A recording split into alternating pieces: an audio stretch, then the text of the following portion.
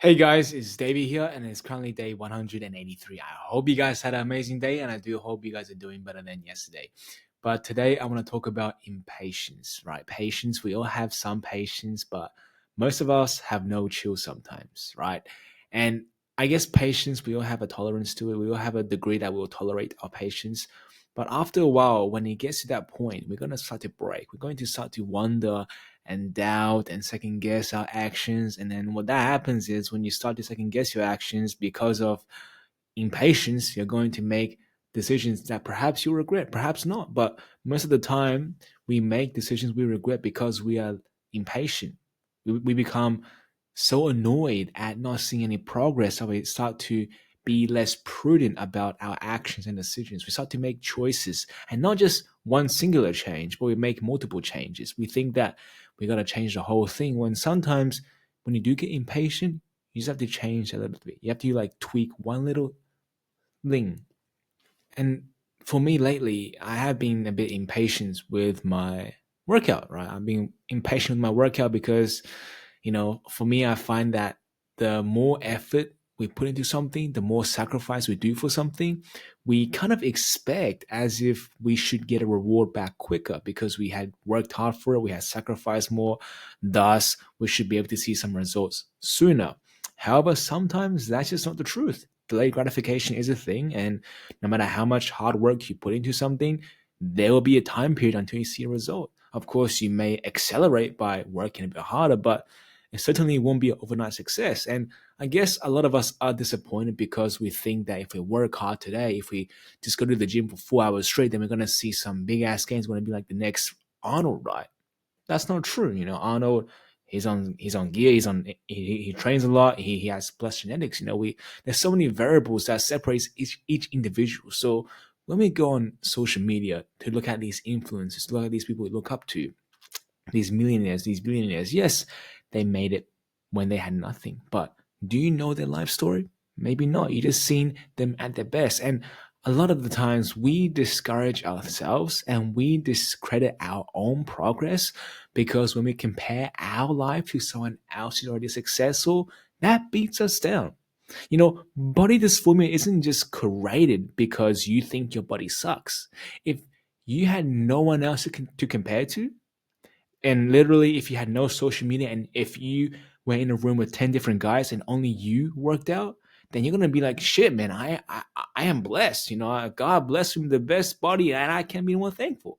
And that's the thing, guys. Well, we tend to compare ourselves to the elite, the extreme, the most top 1.1% of people. And yes, you might say that, oh, they had nothing before. Yes, they did have nothing, but they took time to build them something. And they were impatient, but they didn't let that bother them and they didn't let that impatience fool them into making emotional choices. Because that's what impatient is us emotion talking, is how we feel. You see, me being annoyed at my fitness journey at the moment because I've been putting so much effort in my work and not seeing any results. I'm annoyed not because I know I'm not making results. Clearly on paper, it shows that my reps going up. Clearly on the scale, my weight is maintaining at best. It is evident to me that on numbers, at least I'm seeing some little improvement or just like a nudge in the right direction. But it's my feeling of comparing myself to people on gear, comparing myself to the top 1% genetics that kind of clouds my true vision. And then when emotions takes over and we dive into that emotion, we dive right into it and let that emotion consume us, we're going to spend a lot of time in our feelings, second guessing ourselves, doubting ourselves, paying too much attention to the singular problem that makes us worry even more, which is unnecessary. Because when you worry more about just one trifling thing, you tend to cloud you from seeing the bigger picture, right? Not only is it going to affect you from doing anything else, but it is going to let you make a dumb choice that you may later regret because you feel like you don't look good enough today. And yes, some days we do think that we under deliver and some days we don't deliver at all. But we shouldn't get bothered by these singular mistakes because we are in here for the long run, right? Success isn't overnight. Building a dream body isn't overnight. You don't go to the gym once and then expect to come out as the next Spartan, nor a week, nor a month. It's a consistent effort of you putting that hard work every single day. And yes, you're going to eventually expect some kind of payoff. You're going to expect some muscle gain at the end. And the good thing is, if you stick long enough, you're going to see something.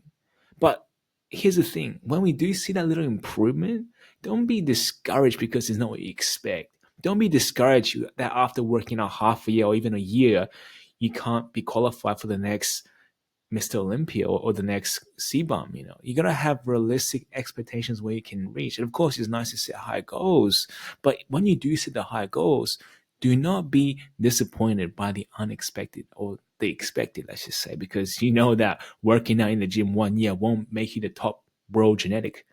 Working on your business 1 year won't make you the next biggest brand, the corporate brand, right? It's not something that's possible, though I'm not saying it's impossible. It's good to have big dreams and big visions, but don't let that stop you. Don't let that stop you because you didn't hit your goals at the end of the day. Because what truly matters is having that consistency. And yes, we are going to second guess. Second guessing and doubt is inevitable. We're going to experience this. What matters is how are you going to talk yourself out of it? How are you going to respond to the situation when you do start to get up all in your feelings? Because once someone is in their feelings, we all know how that goes. Once someone is so emotional, they're not themselves. You can tell that they are not themselves. They're bothered by something. They're like troubled by something. And emotions, that's what it does to us. It agitates us, right? It agitates us. Bad English, here we go again, but it agitates us. It shakes us, and we are not ourselves anymore when we let emotions take over. And yes, sometimes we gotta make dumb decisions. Sometimes we do make foolish choices and end up regretting. But I do believe that sometimes we have to make those decisions. We have to make the mistakes ourselves in order to learn. And actually, I believe that making mistakes yourself and actually learning it is the best way to learn something. Not by someone telling you what to do, or not by someone being a boss and then shouting in your ear, commanding you and forcing you to do this. Of course, even though he may be the wisest person and what he says is all true, and if you just follow everything he does, then you're going to get successful, I'm not saying that listen to a wise man won't make you great. What I'm saying is, and for those stubborn people out there like me, sometimes we just let that flow out of a ear. We don't really listen to advice because we think we are better. We think our ego takes over. Again, feeling. We just think that we can do this ourselves. And sometimes we do need the help. We do need the help, but also it is better to experience some failure because then when you do win, when you do have that little bit of success, you're the more grateful. You appreciate that more. And being impatient is a real problem, guys. We all had being impatient, whether it's for family, your friends, your boss, your work, whatever, your kids. We all had that moment when we just wanted to say, F the world, and I'm going to just walk off like a free man, right? Free woman, free man. And sometimes we just want to let everything go, take no responsibility, and just be ourselves. And patience does play a very crucial role in how you become at the end of the day, right? Patience determines on your success. If you don't have patience, if you have no chill, then you're going to not be the person you're proud of, because a lot of people that make impatient choices end up being people that they despise, because impatience doesn't bring the good in us. Impatience brings the negativity side of us, the negative side of us. And although I have been impatient a lot of times in my life, my happiest days is when I have been patient. My happiest days when I actually bite my teeth and told myself, David, you can hold on to another week. Maybe the success will come tomorrow. But if you start to change everything now, if you start to say fuck it and then just go overboard and change everything you're doing, then you may not even come close to that success.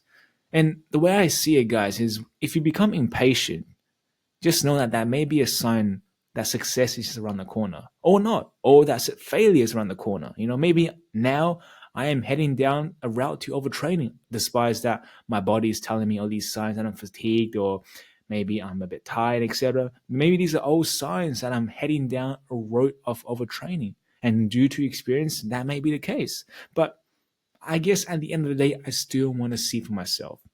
And hey, that's my southern side. I want to see for myself because, like, end of the day, it's a new training program. I'm in a new circumstance. I'm in a new situation. And yes, our past does play a role, but our past cannot dictate the future. Our past cannot recognize this current situation, this current circumstance, because every circumstance is different, right? If I had my old training program, if I was doing everything as before, then sure, past experience does play a crucial role in this. I'm not saying forget about your past lessons. Use your past lessons to make the present better, but never rely all on your past knowledge thinking that that will make today the best. But this is all I gotta say for today. I hope you guys had learned something from this, but if not, like always, I'll be here for you guys tomorrow. But until then, good night.